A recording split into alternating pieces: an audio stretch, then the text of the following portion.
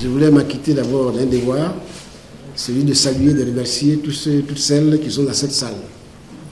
Je voulais saluer d'abord les responsables du parti, à commencer par le deuxième vice-président, secrétaire permanent du CSP, mon cher ami Diaby Doualoua. Je te salue. La VP Agnès Monet est là, je te salue VPEX. Le VP honorable Soukri Boui est là, je te salue honorable. Le VP Polo Dominique est là, Dominique, je te salue. Le VP Dadier Kofi est là, salut Dadier. Il y a le LGA, maire Doucouré Toussaint, mon père, merci d'être venu. Mon ami inséparable, le frère de tous les jours, LGA honorable Boligaoudi, je te salue. Je salue notre puissant communicateur, le communicant des communicants, Six Abané. Merci de nous mettre toujours en contact avec les journalistes. Je salue ceux que j'ai bien vus, ceux que je n'ai pas bien vus, mais vous tous, je vous salue. Les SNT, les SGA, les fédéraux, les présidents des commissions et autres institutions de notre parti. Vous tous, vous toutes, merci d'être venus. Je vous salue vraiment fraternellement. Vous, mesdames et messieurs les journalistes, oh, qu'est-ce que je peux vous dire d'autre? Ces petits mots, merci. Vous êtes toujours là pour véhiculer notre message. Merci encore d'être venu. Merci d'avoir répondu à notre invitation. Nous sommes réunis, vous l'avez bien dit, pour un seul sujet. Le sujet est d'importance. Il s'agit du refus de la CEI d'organiser l'enrôlement des électeurs en 2025. C'est ça qu'il va agir tout à l'heure. Donc, vous convenez avec moi que la CEI prétexte du fait que, à travers son adjointe, Mme Maître Yapoubi, d'une réalité sur le terrain pour justifier le non-respect du code électoral. D'une réalité sur le terrain pour justifier le non-respect du code électoral. Il importe donc pour nous de faire un constat, une analyse, avant de donner notre position. Au niveau de notre constat, la 6e opération de révision de la liste électorale s'est déroulée du 19 octobre au 5 novembre 2024, conformément au décret numéro 2024-792 du 5 septembre 2024. Le Parti des peuples africains Côte d'Ivoire avait jugé le délai court au regard des difficultés rencontrées par les Ivoiriens pour se faire établir les documents requis.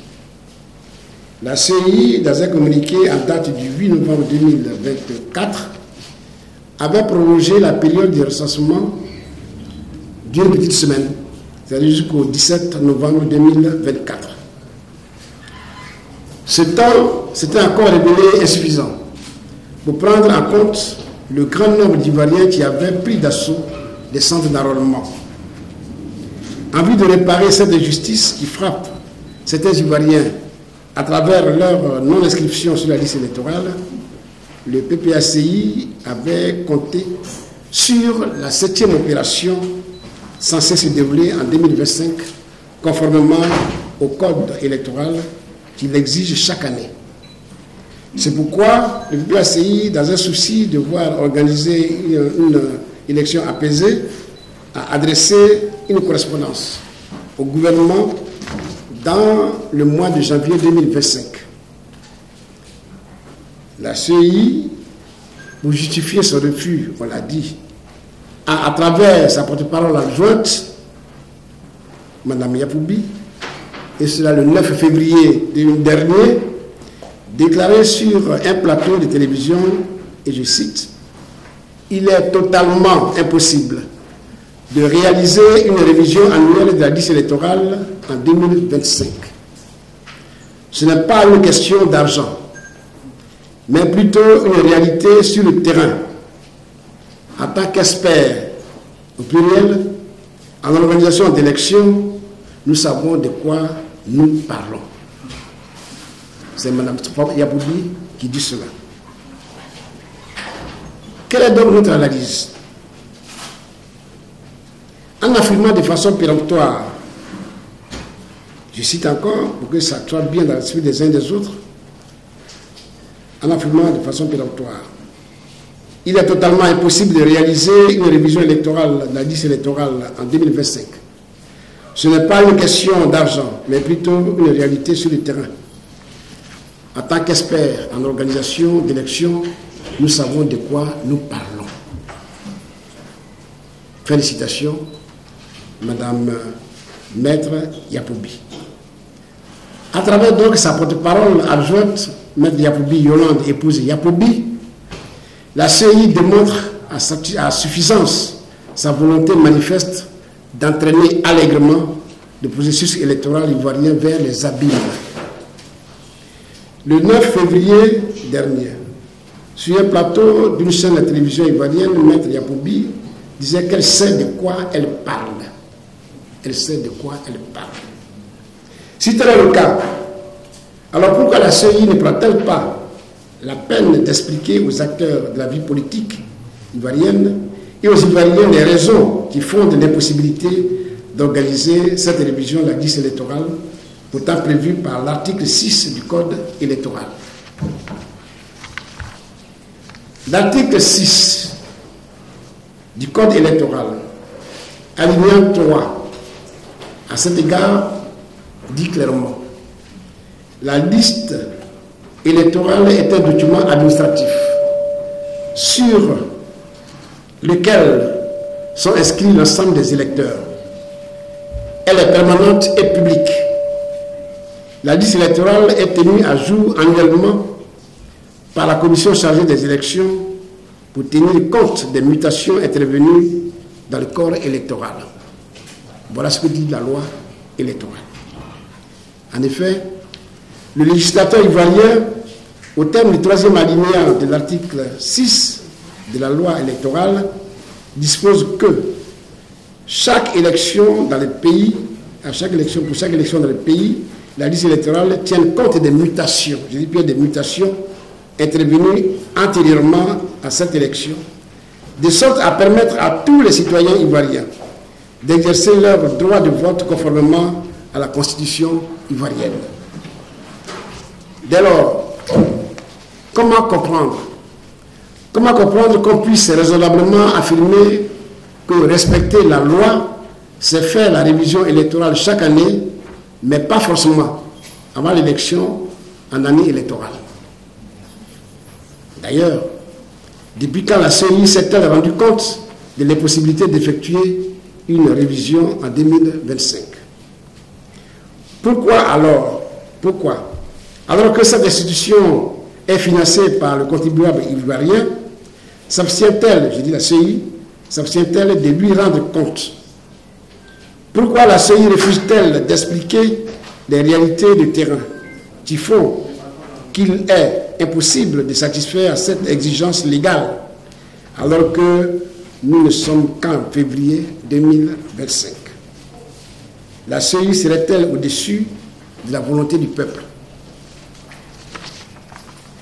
Du reste, sur la question de la nécessité d'organiser une nouvelle RLE avant l'élection présidentielle 2025, nous aimerions prendre le président de la CEI au mot.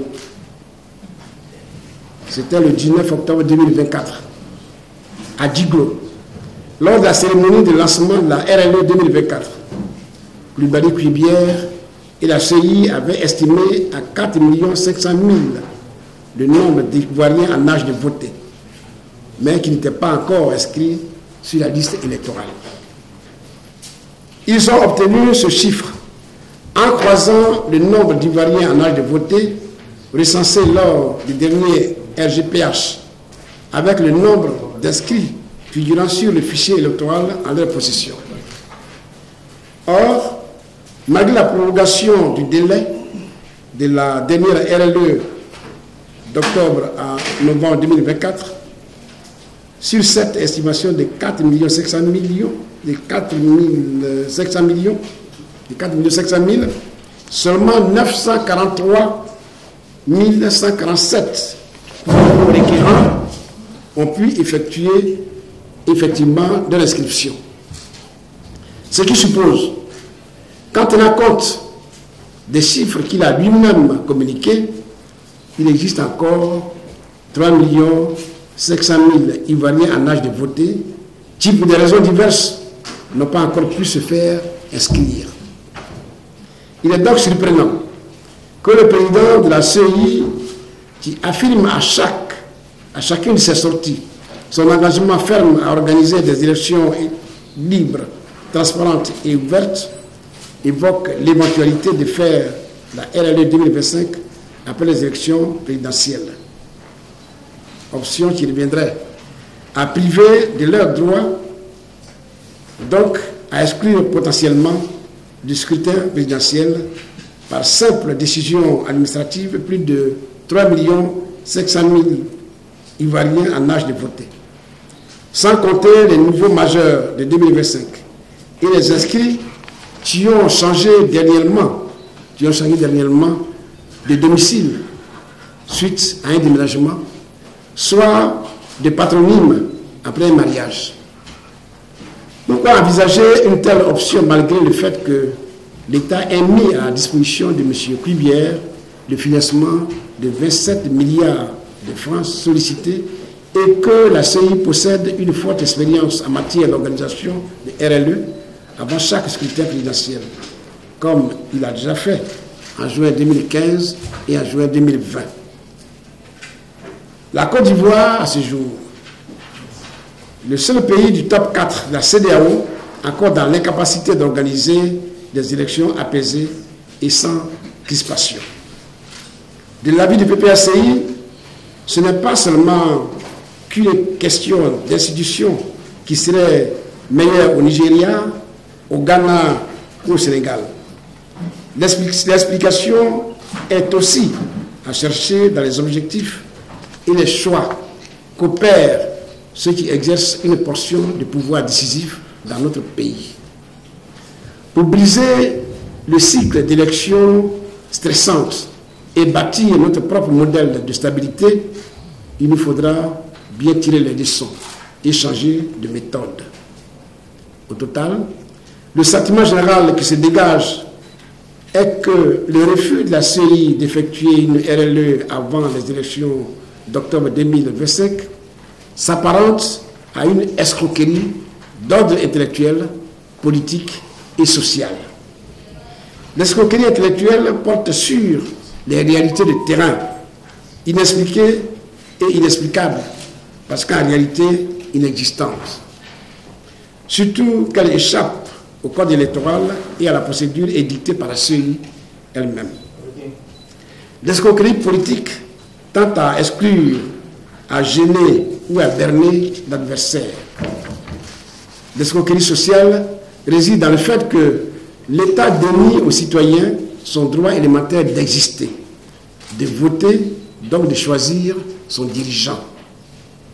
Pour nous, le refus de Mme Yapobi, de M. Cuibière et de la CEI s'explique par le fait que le RHDP a déjà inscrit tous ses électeurs et n'a donc plus de réserve d'électeurs potentiels. Ils ont peur que de nouveaux inscrits viennent contrarier leurs prévisions. Ils se croient donc obligés d'opérer une fraude grandeur nature et à ciel ouvert. C'est trop grossier pour être minimisé ou banalisé. Pour finir, nous qualifions les propos de Mme Yapobi de méprisants. Une experte ne parle pas ainsi à ses mandants. D'autant plus que des rumeurs persistantes font état de ce qu'une vraie expertise interne réalisée par un technicien rompu à la chose électorale au sein de la CEI a soutenu que la révision de la liste électorale est possible avant l'élection présidentielle de 2025. Ce qui lui aurait valu un licenciement parce qu'il porte une voix dissidente. Toute cette gymnastique s'inscrit dans le seul et unique but pour le pouvoir d'opérer un passage en force par la fraude et ou par la violence. Nous n'oublions pas que c'est une manœuvre frauduleuse, savamment élaborée pour conserver le pouvoir et qui s'appuie sur 4 éléments clés. 1. Éliminer les adversaires redoutables, dont Laurent Gbagbo. 2. Choisir ses propres électeurs en inscrivant des faux électeurs. 3. Corrompre les électeurs par l'achat de conscience. 4. Aliéner les institutions d'organisation et de régulation des élections, le cas de la CEI. Quelle est notre position, mais quelles sont nos propositions? Devant ce qui apparaît à ses yeux comme une provocation de trop et une volonté manifeste de bâcler le processus électoral, le PPACI condamne sans réserve la conduite de manière unilatérale du processus électoral par la CEI qui cache mal son attitude partisane. Cela démontre bien que M. Cubière est un président de la CEI aux ordres. Toute chose, s'il ne rassure pas le PPACI, est-il par voie de conséquences le fonde à émettre des sérieuses réserves quant à la volonté de la CEI d'organiser des élections apaisées.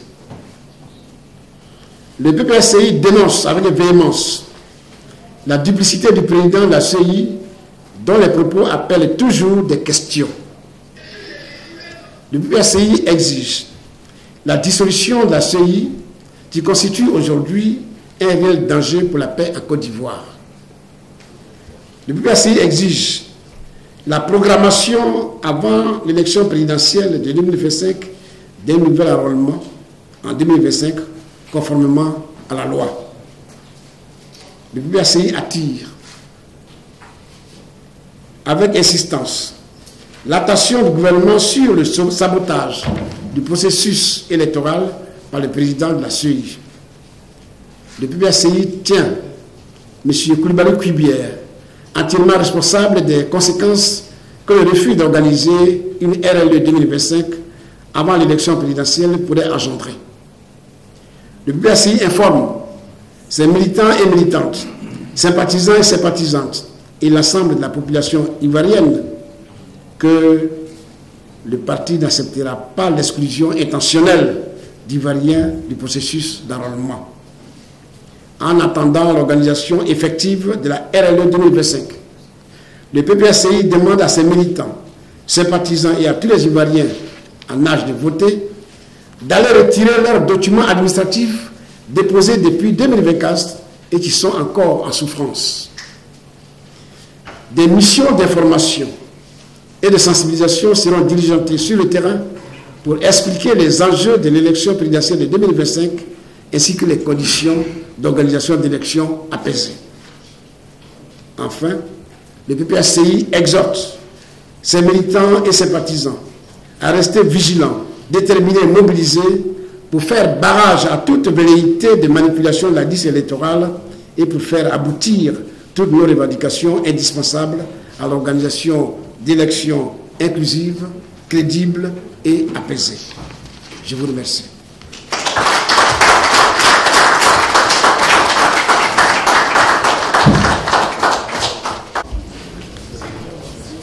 Prochaine étape, boycott des élections. C'est ce que le pouvoir cherche. C'est-à-dire boycotter les élections pour y aller en roue libre. On n'en est pas encore là.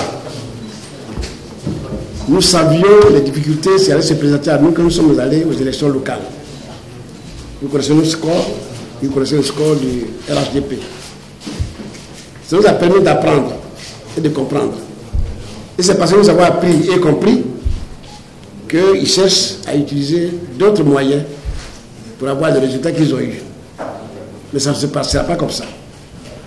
Et au jour d'aujourd'hui, je peux affirmer qu'on n'est pas encore arrivé au boycott des élections. On n'est pas encore arrivé là-bas. Nous allons aller aux élections. Et avec le président Laurent Gbagbo, élection présidentielle s'entend. Donc celui qui pense que à travers les provocations, il veut nous faire changer de trajectoire, il a menti. Je vous dis, nous sommes en février. Les élections ont lieu en octobre. Entre février et octobre, il y a encore des jours. Nous avons mené la bataille, que nous avons toujours menée.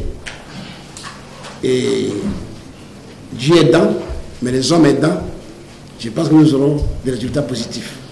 Donc nous nous attendons que les élections soient organisées de façon transparente, crédible et apaisée. C'est ça que nous attendons.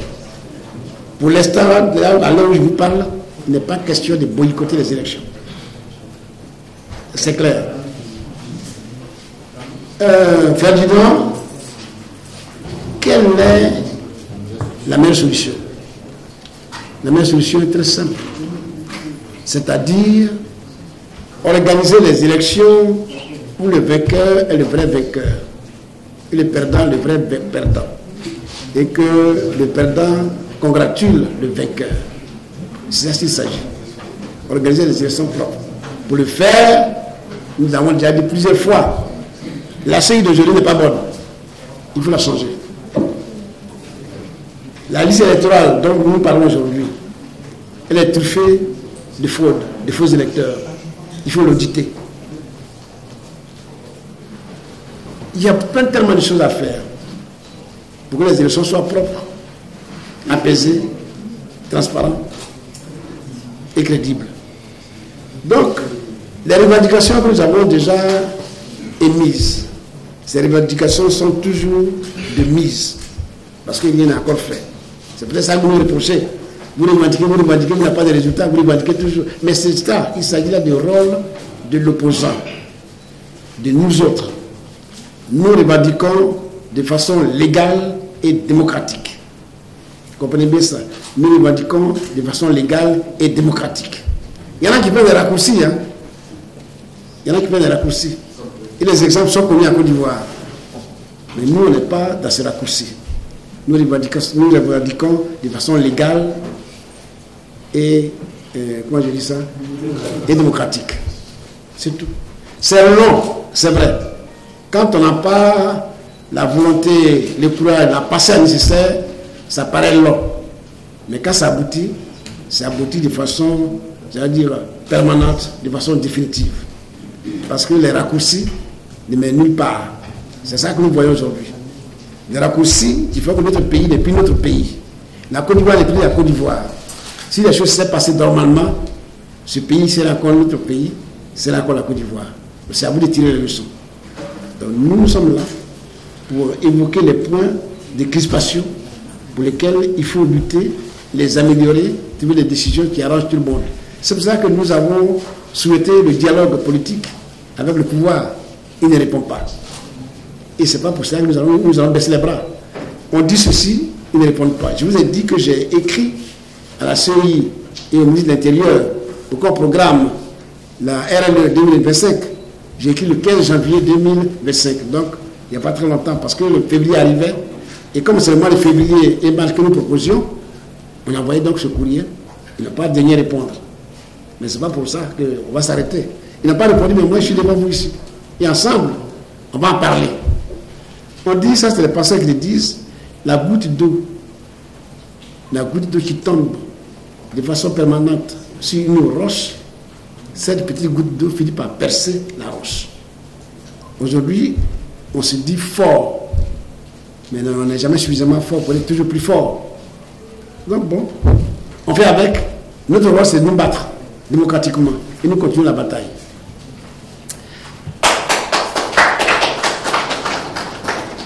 Elvis dit que nous on dénonce. Mais nos amis sont là-bas et alors qu'ils sont dedans, nous dénonçons. Elvis, voilà encore une idée que les journalistes prennent, mais vous ne prenez pas le temps d'analyser. Un journaliste doit prendre le temps d'analyser.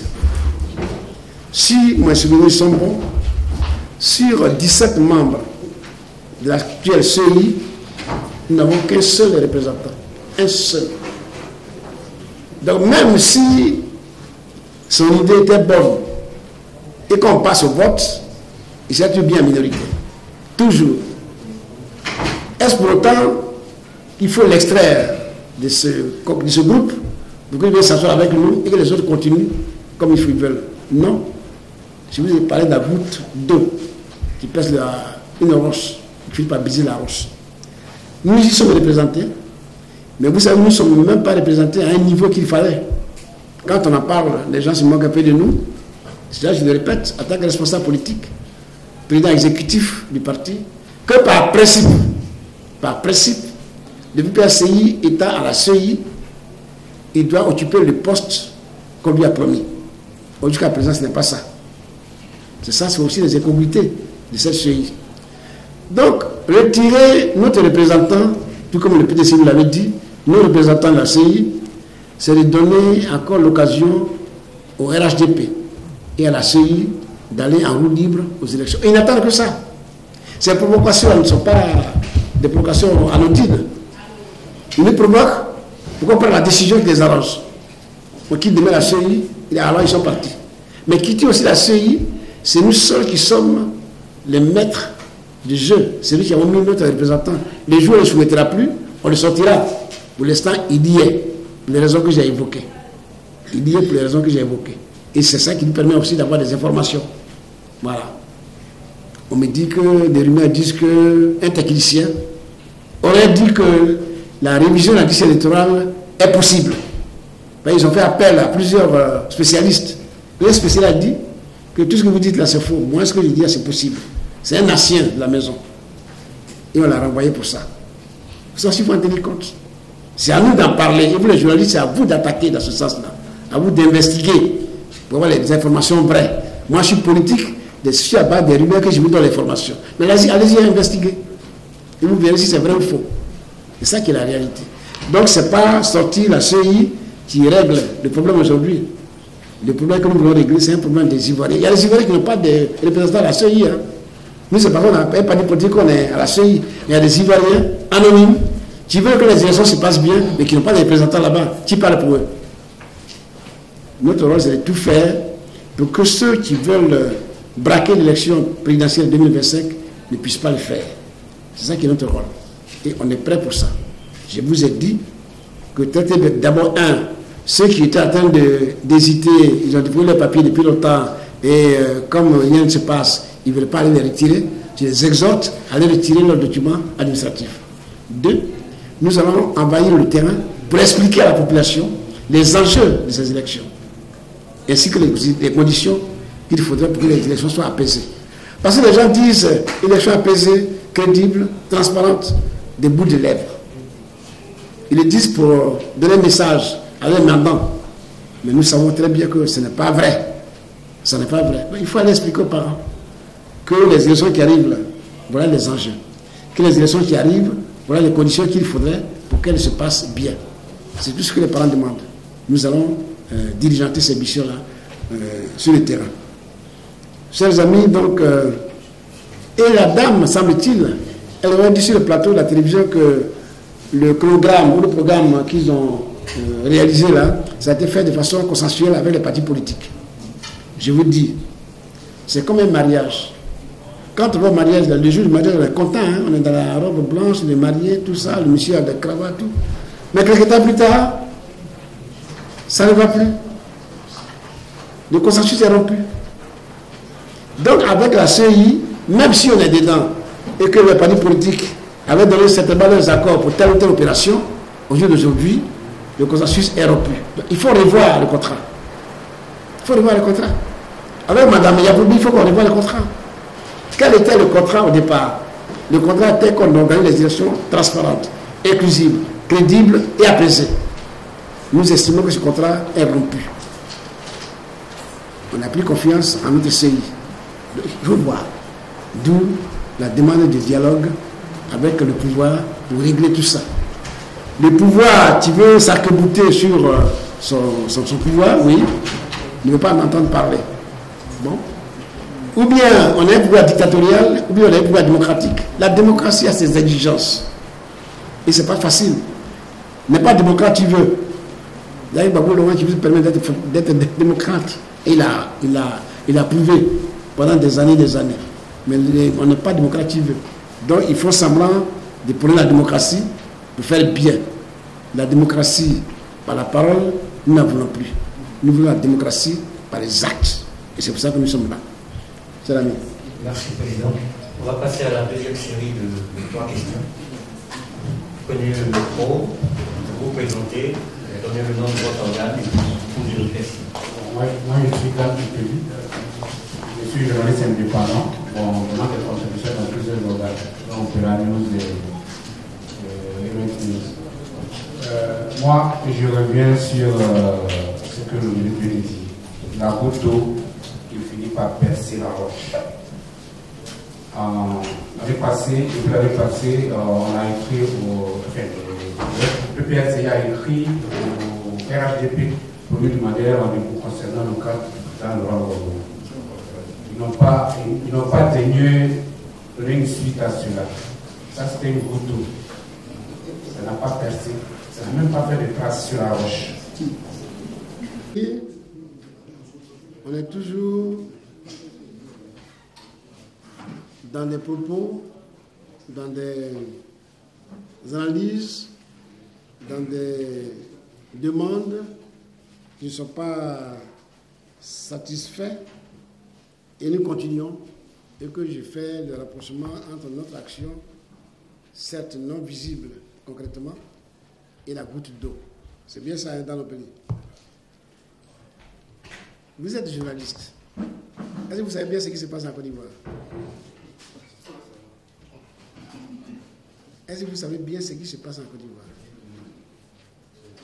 C'est-à-dire, le journalisme, pour moi, c'est vous qu'on doit prendre normalement de temps en temps pour nous faire des conférences de presse. Et nous, on va vous poser des questions. Nous, on va vous poser des questions. Par l'impression que j'ai, c'est que le journaliste pense que lui, il est en dehors du peuple. Et lui, le journaliste, bon, mais voilà, vous n'êtes pas en dehors du peuple. Ce qui se passe vous concerne. Nous, on est des hommes politiques, on est nous sommes vos porte-voix. C'est pour ça qu'on s'organise autour d'une société qu'on appelle parti politique pour pour accéder au pouvoir et l'exercer. Nous sommes tous engagés dans le même bateau. Nous, les citoyens ivoiriens. Quand vous dites que nous parlons, chaque fois le président de Laurent Gbagbo prend la parole, est-ce que vous écoutez un peu les agitations? Est-ce que vous voyez un peu ce qui se passe en Côte d'Ivoire? Ça ne vous dit rien? Nous, ça nous dit beaucoup de choses. Avant l'arrivée du président de Laurent Gbagbo, avant l'annonce de sa candidature à l'élection présidentielle, comment ça se passe? Depuis qu'il a annoncé et qu'on est là, qu'est-ce qui se passe? Depuis qu'il fait les tournées à Abidjan, qu'est-ce qui se passe? Analysez tout ça et après ça, vous allez nous poser des questions.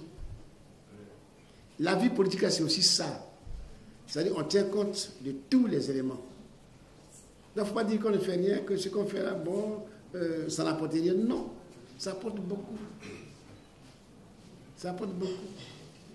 Quand tu dis à quelqu'un qui a la dibadette et que Adjumani se permet de, comment dire ça, de ridiculiser et qu'on lui fait après des leçons de lexique, des leçons de grammaire ou de littérature, tout ça, ça fait partie de l'ensemble des comportements des Ivoiriens. Les gens aujourd'hui qui étaient tout puissants, on se rend compte qu'ils ont une peur quelque part. Et cette peur-là peut conduire à quelque chose, je n'en sais rien. Mais ils étaient tout puissants. Aujourd'hui, ils ont peur. Je viens de vous expliquer qu'ils ont prévu gagner les élections un coup KO. Mais c'est parce qu'ils avaient inscrit des personnes, ils avaient inscrit des électeurs. Et quand ils se sont rendus compte qu'il y a eu l'engouement, ils ont arrêté. Il ne faut pas qu'ils s'inscrivent. Parce que si tout le monde s'inscrit, nous allons déranger leur pronostic. Ils ne vont plus gagner au premier tour. Mais vous commencez à prendre peur. C'est ça qui explique l'exclusion du nombre de citoyens. Mais ça n'est pas un problème uniquement de Dano Didier et de Babou Laurent. C'est une question des citoyens ivoiriens. Je vais voter, on m'empêche de voter. Qu'est-ce que je fais? Nous, on leur explique que si tu ne votes pas, voilà les conséquences. Et à eux de tirer les leçons. Donc, c'est cette démarche pédagogique-là que nous suivons. Et je vous ai dit encore que nous, là, on ne prend pas des raccourcis. Il y a des gens qui prennent des raccourcis, mais nous, on n'est pas inscrits dans la voie des raccourcis. Nous sommes inscrits dans la voie de la démocratie, dans la voie de la légalité. Et c'est ce que la légalité nous demande de faire, là, que nous faisons. À vos yeux, ça n'apporte peut-être pas de fruits. Mais les élections, c'est en octobre. Hein. Attendons de voir. Attendons de voir.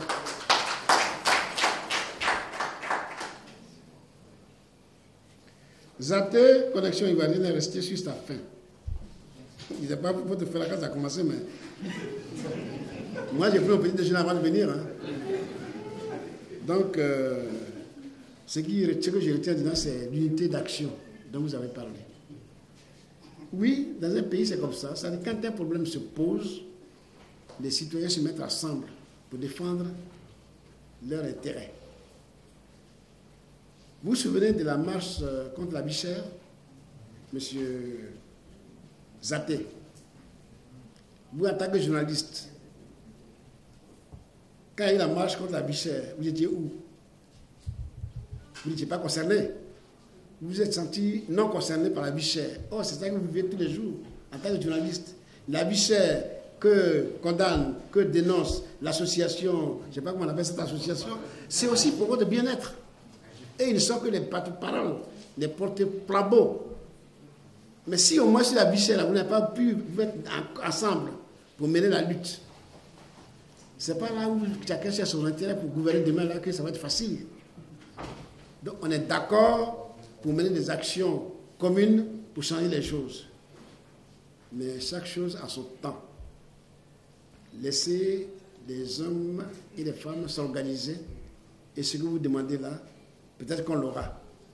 Mais moi, je suis PPACI. D'abord, FPI ancien, nouveau PPACI. Et la lutte que j'ai menée là, j'ai toujours menée en orphelin. Et j'ai eu des résultats. Donc, je ne vais pas attendre forcément l'unité d'action pour mener ma lutte. Je mets d'abord la lutte que je peux mener. Si l'unité d'action me permet de booster, tant mieux. Donc, j'ai compris ce que vous avez dit, j'ai noté. Mais attendons de voir. Depuis dans la langue, l'ancien appel à Bonois. Ça aussi, les journalistes ne travaillent pas sur ces choses-là. Ça aussi, les journalistes ne travaillent pas sur les murmures, les bouillonnements qu'on entend ici ou là. Ne vous intéresse pas à ça. Faites l'effort de vous intéresser à ça. Pour nous informer, nous aussi, pour nous instruire. On a besoin de vous pour être instruits sur certaines choses que nous ne connaissons pas. Donc, unité d'action, d'accord, mais le fait de s'organiser de façon interne, d'abord. C'est quand on sera bien organisé de façon interne qu'on pourra porter notre point de vue, notre appui à une unité d'action que vous souhaitez. Donc on est d'accord, mais chacun s'organise. Et nous sommes en train de nous organiser. Serge, les Ivoiriens ont peur. Payer à risque tous les 5 ans. Mais j'ai l'impression que vous aimez ça aussi. Vous aimez que le pays soit à risque tous les 5 ans. Par cette bataille, vous avez dû mener ça à votre niveau en tant qu'homme de presse des médias. Pour dire comment se fait-il que notre pays, tous les 5 ans, doit vivre dans l'angoisse. Moi, je dis que le pays vit dans l'angoisse parce qu'il y a des gestionnaires du pouvoir provisoire qui ne veulent pas quitter leur fauteuil. Et pour cela, ils mettent tout en jeu pour soit éliminer les autres, pour conserver ce pouvoir-là. C'est pour ça qu'il y a des tensions à chaque moment d'élection, parce que l'élection présidentielle est la mère des élections en Côte d'Ivoire. Sinon, quand il y a eu les élections en 2000, où on avait une commission électorale en bonne et due forme, qui a bien travaillé, les gens pensent, Mme Yapoubi dit qu'elle est experte. Je ne sais pas de quelle expertise elle parle, mais elle est experte dans la bouche. Les premières personnes qui ont, comment on appelle ça, exercé cette fonction, c'était le président Honoré Guié. Je faisais partie de son équipe, en tant que représentant du PPAC, du FPI de l'époque. C'est nous qui avons, pour la première fois, exercé les fonctions de commissaires électoraux. Et les élections se sont bien passées. Et vous avez compris, le 2 octobre 2000, ce qui s'est passé. Alors que les choses sont bien passées, des gens voulaient nous arracher le pouvoir. Et ceux-mêmes qui n'ont pas participé sont allés chercher le pouvoir de la rue. Ça aussi, vous le savez. Les gens qui n'étaient même pas candidats sont allés chercher le pouvoir de la rue. Donc, ce sont ces choses-là qui arrivent souvent. Et nous disons que la Côte d'Ivoire n'est pas condamnée à vivre cette situation-là régulièrement. Il faut qu'un jour, on se retrouve, qu'on puisse organiser les élections comme ça se fait ailleurs. J'ai donné l'exemple du top 4, où on dit aujourd'hui, ouais, les élections sont bien organisées au Nigeria, ça s'est bien passé au Ghana, ça s'est bien passé au Sénégal.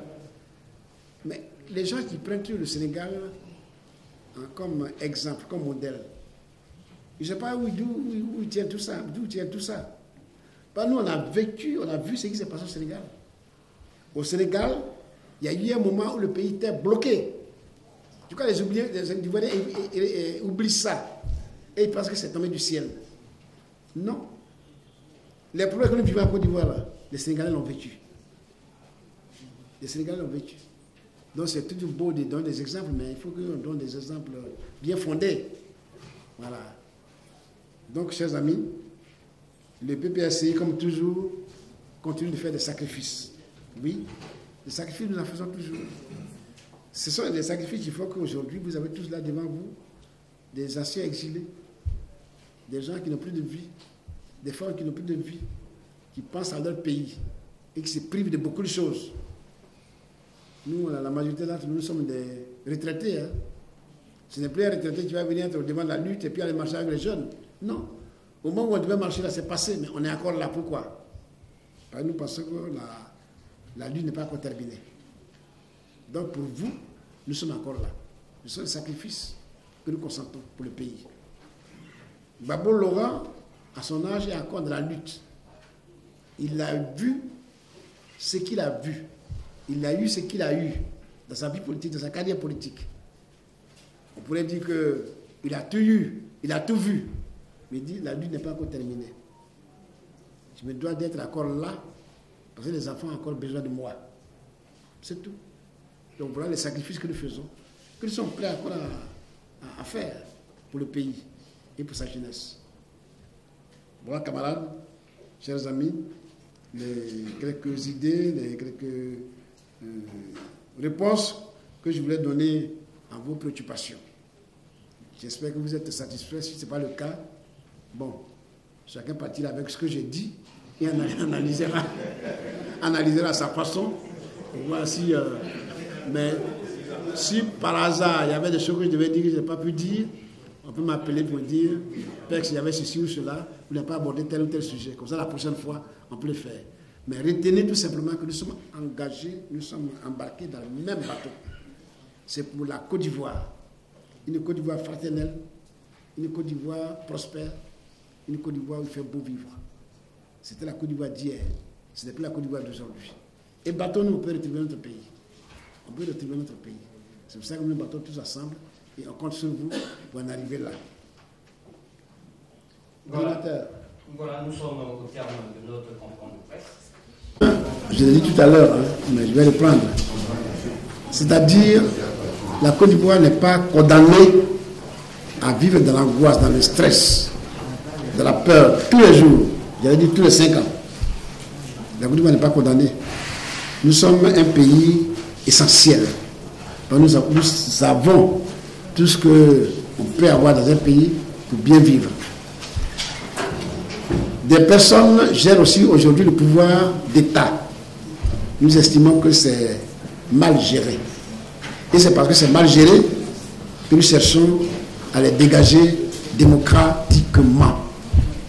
Ils résistent en mettant sur notre route des obstacles qui sont entre autres la CEI contestée, la liste électorale non fiable, j'allais dire l'exclusion de certains candidats, les institutions de régulation et d'organisation d'élections qui ne sont pas, en d'autres sens,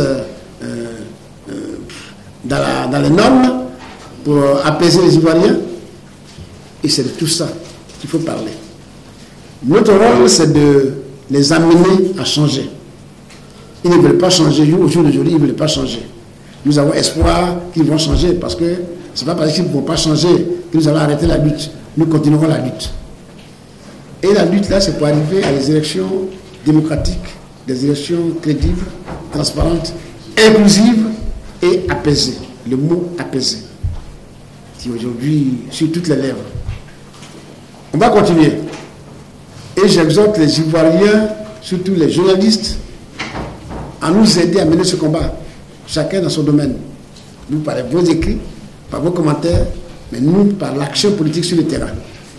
Et concernant les actions politiques sur le terrain, nous, PPACI, nous irons bientôt expliquer tout ce qui se passe en Côte d'Ivoire à nos parents, pour que nous n'ignorons.